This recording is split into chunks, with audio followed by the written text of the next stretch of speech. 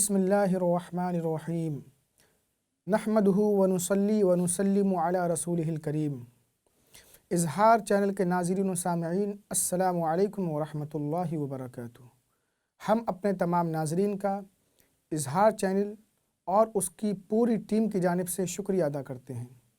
आप देख रहे हैं इज़हार चैनल का प्रोग्राम तिब्बे नबवी सल्लल्लाहु अलैहि वसल्लम।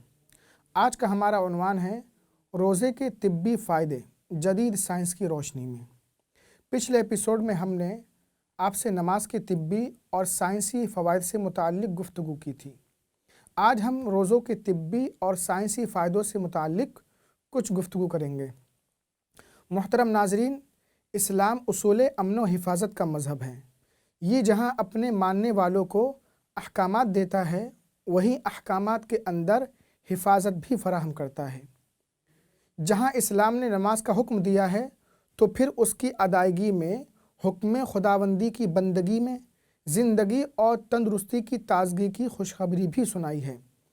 इसी तरह रोज़ा जहाँ हुक्म खुदावंदी है, वहीं ये बेशुमार दुनियावी, रूहानी और जिस्मानी फ़वाइद से माला माल है। तो आइए पहले हम ये जान लेते हैं रोज़ा किसे कहते हैं।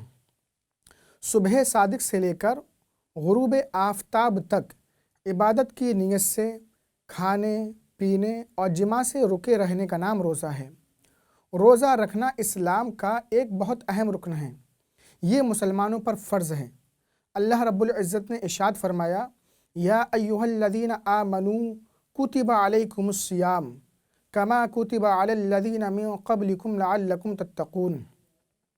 ऐ ईमान वालो, तुम पर रोज़े फ़र्ज़ किए गए जैसा कि तुमसे पहले के लोगों पर फ़र्ज़ किए गए, ताकि तुम तक़वा इख्तियार करो।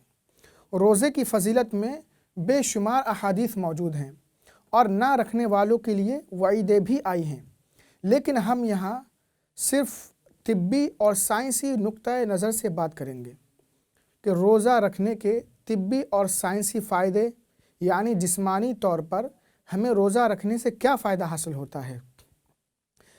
इमाम अबू नुआइम असबहानी अपनी किताब अत-तिब्बुन नबवी में एक हदीस रिवायत करते हैं। अन अबी हुरैरा क़ाल क़ाल रसूलुल्लाह सल्लल्लाहु अलैहि वसल्लम सूमू तसिहू। हज़रत अबू हुरैरा रज़ियल्लाहु ताला अन्हु से रिवायत है, अल्लाह के रसूल सल्लल्लाहु अलैहि वसल्लम ने इरशाद फरमाया, रोज़ा रखो, सेहतमंद रहोगे। मोहतरम नाज़रीन, इस हदीस में अल्लाह के रसूल सल्लल्लाहु अलैहि वसल्लम ने रोज़ा रखने को सेहत और शिफा करार दिया है। अब हम साइंसी एतबार से देखते हैं वो इस बारे में क्या कहती है। यहाँ पर हम आपके सामने कुछ जदीद मुशाहदात पेश करना चाहते हैं, जिससे आपको रोज़े की तिब्बी अहमियत और फ़वाइद का बखूबी अंदाज़ा हो जाएगा। फ़्रांस में यहूदियों के रोज़ा रखने का वाक़या। हकीम मोहम्मद तारिक महमूद कहते हैं, मैं फ़्रांस गया। वहाँ मेरे एक दोस्त कहने लगे कि रमज़ानुल मुबारक का महीना आया, मुझे रोज़े रखने थे, तरावी पढ़नी थी। मैंने अपने प्रोफेसर से कहा, मुझे छुट्टी दे दो। उसने कहा, क्यों? मैंने कहा, मुझे रोज़े रखने हैं, तरावी पढ़नी है। उसने कहा, तुम्हें छुट्टी की क्यों ज़रूरत है? मैंने कहा, मुझे फ़ुला जगह दूर जाना है और रोज़ाना आना जाना नहीं हो सकता। उसने कहा, मैं तुम्हें ऐसे लोगों के मुतालिक बता देता हूँ जो रोज़ा रखते हैं, तरावी पढ़ते हैं। प्रोफेसर ने उसे ऐसे लोगों से मिलवा दिया। अब वो साहब रोज़ा रखने लगे और तरावी भी पढ़ने लगे। एक महीने के बाद वापस आए। प्रोफेसर से कहा, आपकी बड़ी मेहरबानी कि आपने मुझे ऐसे लोगों से मिला दिया। मेरा रमज़ानुल मुबारक तो बहुत ही अच्छा गुज़रा। वो प्रोफेसर मुस्कुराया। मैंने पूछा, क्या बात है? कहने लगा, आपको मालूम भी है कि ये रोज़ेदार सब यहूदी थे? मैंने कहा, मुझे नहीं मालूम था। प्रोफेसर ने कहा, उन्होंने एक प्रोजेक्ट के तहत काम किया कि इस्लाम में मुसलमान मुसलसल एक महीना रोज़ा रखते हैं। हम भी वैसे रोज़े रख कर देखते हैं। अगर रोज़ा रखने में अच्छाइयाँ होंगी और इसमें हमें तिब्बी एतबार से फ़ायदा मिलेगा, तो हम बिन कहे इस्लाम को कबूल कर लेंगे। एक गैर मुस्लिम अमरीकी का वाक़या। हकीम मोहम्मद तारिक महमूद लिखते हैं, मुझसे एक अमेरिकन साहब कहने लगे, मैं रोज़े रखता हूँ। मैंने कहा, वो क्यों? تم تو غیر مسلم ہو؟ اس نے کہا وہ اس لیے کہ سال میں کچھ وقت انسان پر ایسا گزرنا چاہیے کہ وہ ڈائٹنگ کر کے اپنے ڈائجسٹیو سسٹم یعنی نظام ہضم کو کچھ عرصہ فارغ رکھے، یعنی اپنے معدے کو آرام دے۔ اس طرح اس کے اندر موجود رطوبتیں جو وقت کے ساتھ ساتھ پوائزن یعنی زہر میں تبدیل ہو جاتی ہیں، وہ رطوبتیں روزے سے ختم ہو جاتی ہیں۔ ان خطرناک رطوبتوں کے ختم ہونے سے بہت سے پیچیدہ امراض کا خاتمہ بھی ہو جاتا ہے، اور اس طرح نظام ہضم پہلے سے زیادہ مضبوط ہو جاتا ہے۔ اس لیے میں نے اور میری بیوی نے یہ فیصلہ کیا ہے کہ ہم مہینے میں اس طرح روزہ رکھ کر ڈائٹنگ کریں گے۔ میں نے کہا ہمیں یہ سنت دین میں بتائی گئی ہے کہ ہر مہینے ایام 20 کے 3 روزے رکھیں۔ گاندھی جی کی خواہش۔ گاندھی جی کے واقعے بہت مشہور ہیں۔ فیروز راز نے گاندھی جی کی زندگی کے حالات میں یہ بات لکھی ہے کہ گاندھی جی روزوں کے قائل تھے۔ وہ کہا کرتے تھے کہ انسان کھا پی کر اپنے جسم کو سست کر لیتا ہے۔ کاہل کسل مند جسم نہ دنیا کا اور نہ ہی مہاراج کا۔ اگر تم جسم کو گرم اور متحرک رکھنا چاہتے ہو تو جسم کو کم از کم خوراک دو اور روزہ رکھو۔ ڈاکٹر لوتھر جفاف کیمبرج یہ فارماکالوجی کے ماہر تھے۔ ہر چیز کو غور اور توجہ سے دیکھنا ان کے مزاج میں تھا۔ انہوں نے سارا دن خالی پیٹ روزے دار شخص کے معدے کی رطوبت لی اور پھر اس کا لیبارٹری ٹیسٹ کیا۔ انہوں نے محسوس کیا کہ وہ غذائی متعفن اجزاء جن سے معدہ امراض کو قبول کرتا ہے بالکل ختم ہو جاتے ہیں۔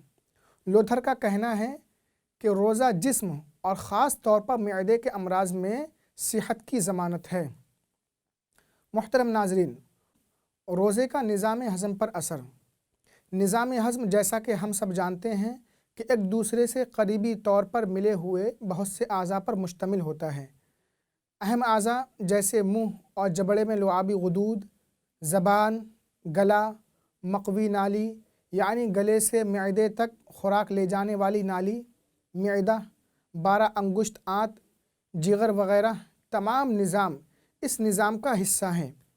اس نظام کا اہم حصہ یہ ہے کہ یہ سب سے پیچیدہ اعضاء خود بخود ایک کمپیوٹری نظام سے عمل پذیر ہوتے ہیں۔ جیسے ہی ہم کچھ کھانا شروع کرتے ہیں یا کھانے کا ارادہ ہی کرتے ہیں، یہ نظام فوراً حرکت میں آ جاتا ہے اور ہر عضو اپنا مخصوص کام شروع کر دیتا ہے۔ یہ ظاہر ہے کہ سارا نظام 24 گھنٹے ڈیوٹی پر ہونے کے علاوہ اعصابی دباؤ اور غلط قسم کی خوراک کی وجہ سے ایک طریقے سے گھس جاتا ہے۔ روزہ ایک طریقے سے اس سارے نظام پر ایک ماہ کا آرام طاری کر دیتا ہے، مگر در حقیقت اس کا حیران کن اثر بطور خاص جگر پر ہوتا ہے، کیونکہ جگر کے کھانا ہضم کرنے کے علاوہ 15 مزید عمل بھی ہوتے ہیں۔ یہ اس طرح تکان کا شکار ہو جاتا ہے جیسے ایک چوکیدار ساری عمر کے لیے پہرے پر کھڑا ہو۔ اسی کی وجہ سے صفرا کی رطوبت جس کا اخراج ہاضمے کے لیے ہوتا ہے مختلف قسم کے مسائل پیدا کرتی ہے اور دوسرے اعمال پر بھی اثر انداز ہوتی ہے۔